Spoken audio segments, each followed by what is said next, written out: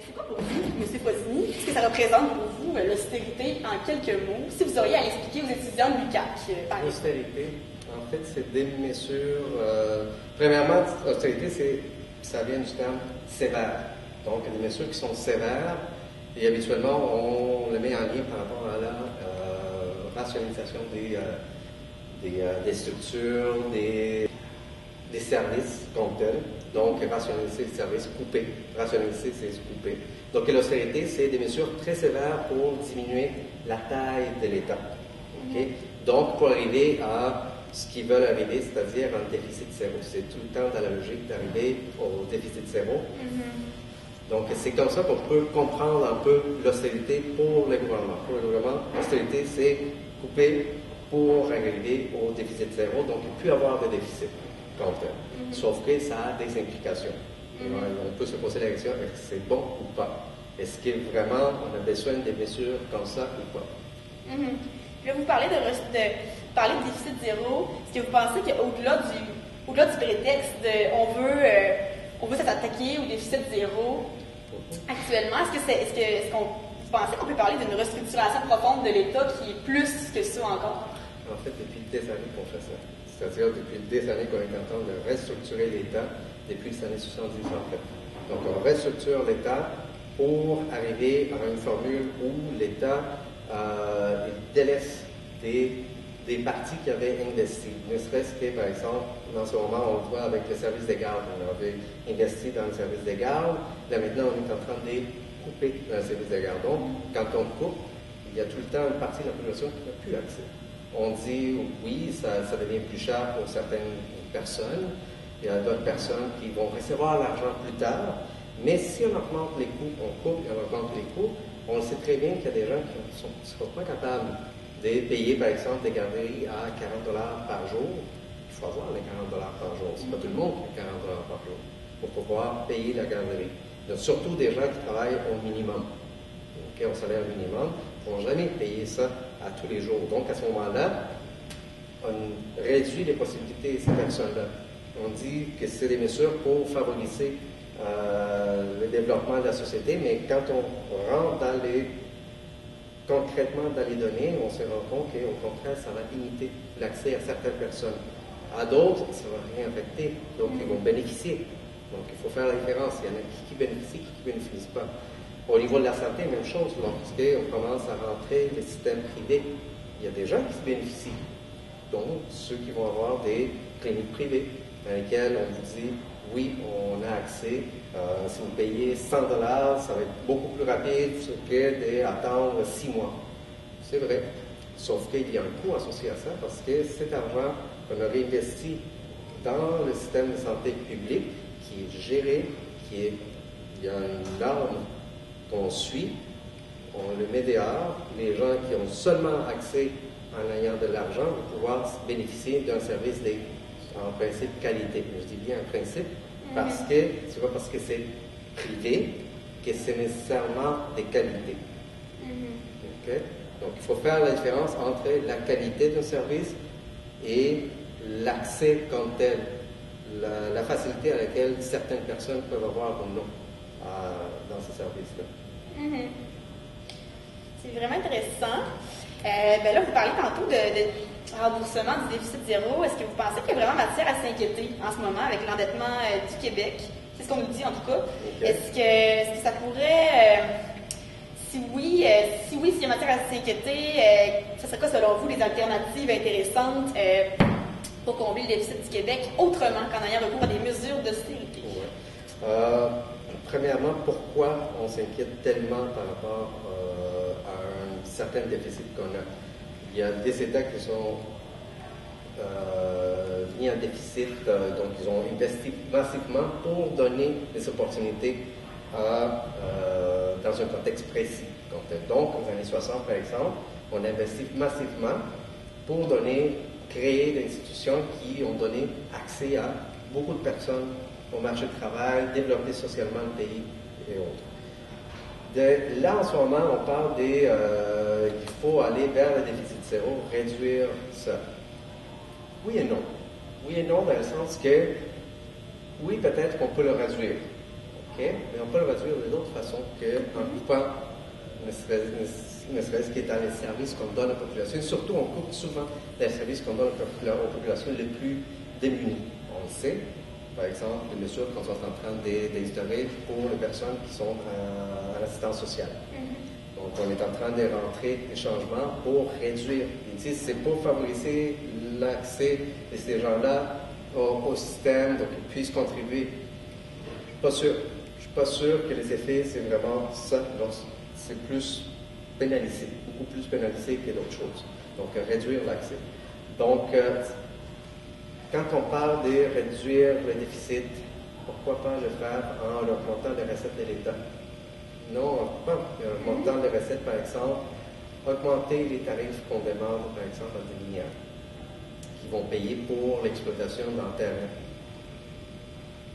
C'est très simple, c'est une mesure très simple, les minières ne vont pas partir. Parce que les ressources sont là, ils ont besoin de ces ressources-là. C'est souvent une peur, en fait, qui... C'est une peur qu'on a, mais on a connu dans d'autres endroits dans lesquels on a augmenté les recettes, même dans les endroits dans lesquels on a nationalisé le système minier, et ça a marché, ça continue de marcher. Les compagnies sont parties, étaient très fâchées, mais elles sont revenues.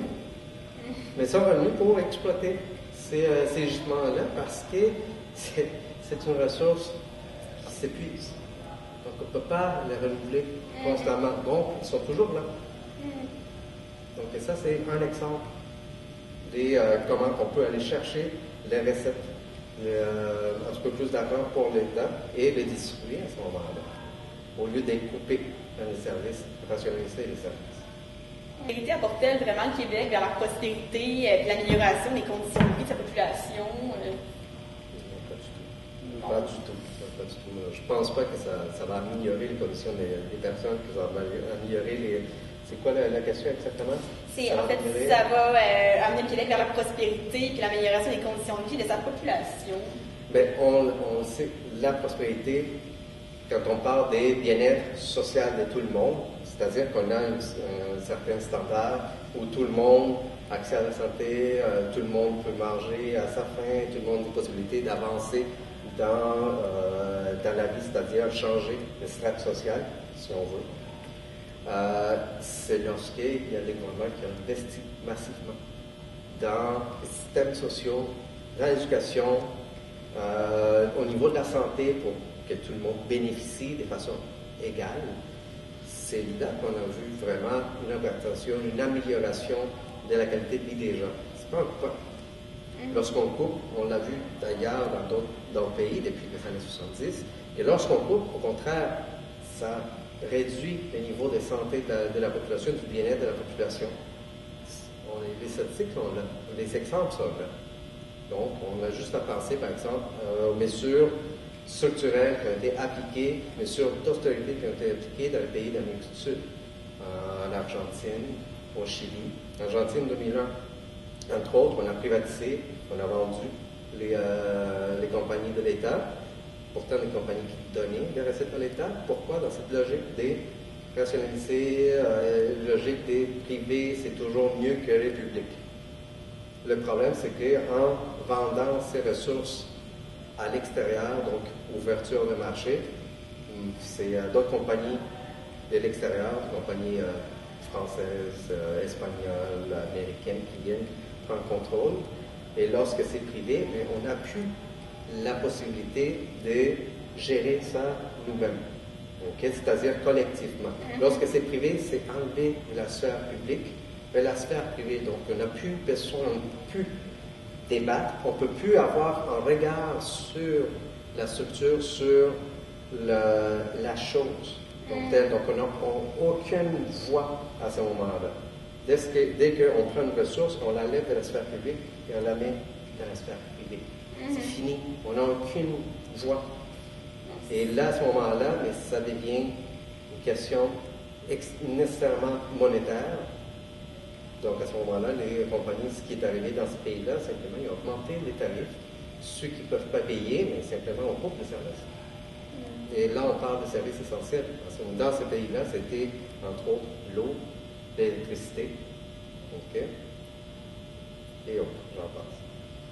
Vraiment, il y a besoin de base. Voilà. Puis là, un coup que, lorsque qu'on comprend tout ça, toute cette dynamique-là, est-ce que vous pensez qu'en tant qu'étudiant, en tant que citoyen, est-ce qu'on a un pouvoir sur toute cette vague de compréhension budgétaire-là qui est en train de tout saccager tous nos services publics, nos acquis sociaux? Est-ce qu'on a un pouvoir là-dessus? Puis si oui, on a toujours un pouvoir, même si on parle d'un gouvernement qui est majoritaire. Okay? Donc, il peut faire ce qu'il veut parce qu'il peut passer les lois tranquillement, parce qu'il n'y a plus d'opposition qui peut arrêter par un vote les lois qui vont passer. Il y a toujours un poids. La société a toujours un poids. Les gens s'organisent comme tel, à long terme, avec une base comme tel large. C'est-à-dire que ce n'est pas juste un groupe particulier qui va aller demander des changements ou ne pas faire certains changements ou faire d'autres changements, en tout cas dans une autre orientation. On a toujours un pouvoir parce que c'est un rapport de force. C'est un rapport de force dans lequel, historiquement, dans un bon contexte, ça favorise les mouvements. Donc, là, ces temps-ci, c'est un contexte dans lequel, oui, il y a des gens qui sont pour, d'autres contre, mais c'est l'opportunité pour aller vers le dialogue, expliquer qu'est-ce que ça donne sincèrement des coupés, quelles sont directement les retombées d'une telle coupure à un tel endroit, tel ministère. Bon, si on rationalise ici, qu'est-ce que ça va donner? Concrètement, les gens vont voir à ce moment-là que ce n'est pas nécessairement bon. Et à ce moment-là, ils vont dire au gouvernement, je ne suis pas d'accord. Et si tu ne changes pas, mais nous, on va aller dehors, on va manifester. C'est une des choses qu'on peut faire, manifester, faire des pressions auprès du gouvernement. Les gouvernements sont très réceptifs lorsqu'il y a des grands mouvements qui se maintiennent à travers le temps. Il faut savoir les maintenir à ce moment-là. Mais ça implique que tout le monde s'est mis ensemble. Une cohésion comme telle. S'il y a des gens qui vont penser, oui, mais individuellement, je peux avoir une bonne vie, même avec ces coupures-là, détrompez-vous.